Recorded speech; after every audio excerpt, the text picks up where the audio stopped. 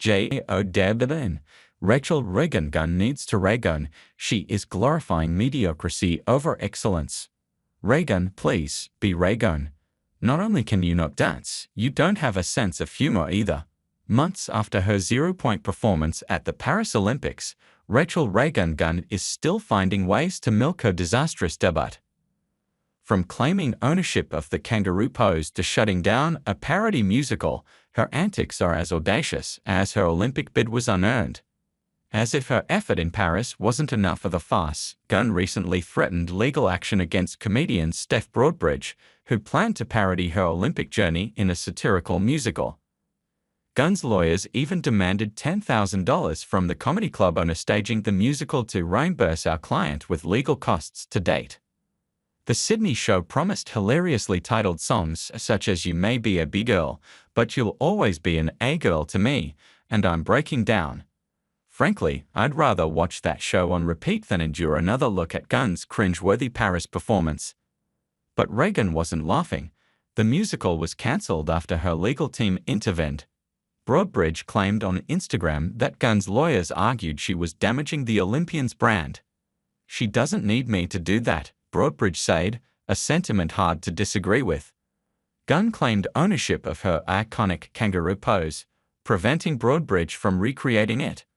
Let's be honest, perhaps kangaroos themselves should consider suing for defamation, or maybe dogs that roll around in the grass, another apparent source of inspiration for Gunn's performance at the Olympics. Meanwhile, Gunn has leveraged her Olympic failure, appearing on talk shows, magazine covers, and, if rumors are true, preparing for reality TV appearances. I love that I'm a solid viewers have already threatened to boycott the show if she's on the cast. Raygun, please, be Raygone. Raygun's antics highlight a troubling cultural trend, glorifying mediocrity over excellence. Her refusal to own all law at her failures mirrors a broader reluctance to embrace discipline, accountability, and the grit required for genuine achievement. This same mindset is evident in the fading tradition of New Year's resolutions, once a cornerstone of personal growth. Remember the yearly promises to drink less and lose weight? Resolutions have lost their allure among millennials and Gen Zs. They have been replaced with year-round bite-sized affirmations, social media, and trendy mantras like "win the morning, win the day." One of Australia's top social researchers, Mark McCrindle, told The Nightly that today's youth are defined by their flexibility and reluctance to commit to anything that might box them in, a career, a lifestyle, or even a year-long resolution.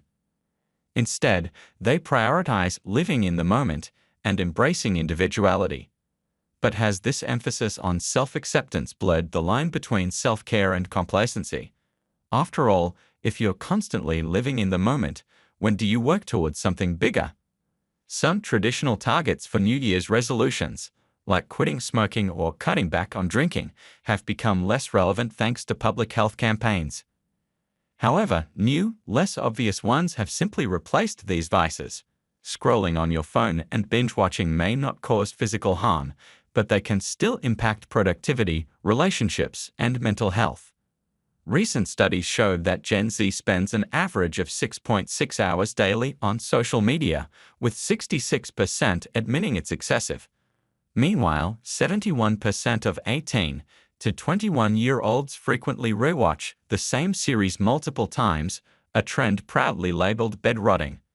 This lack of initiative isn't limited to personal habits. Even high-profile events like Gunn's Olympic debacle normalize mediocrity rather than celebrate excellence. Resolutions remind us to strive for something greater, to reflect on who we are and want to be. They're not about perfection, they're about progress. While today's youth may claim to have reimagined goal setting, there's no substitute for good, old-fashioned commitment. Let's make 2025 the year we reclaim discipline and ambition. Whether we stick to a resolution, pursue a goal, or leave mediocrity and Raygun's antics behind, perseverance is a timeless virtue.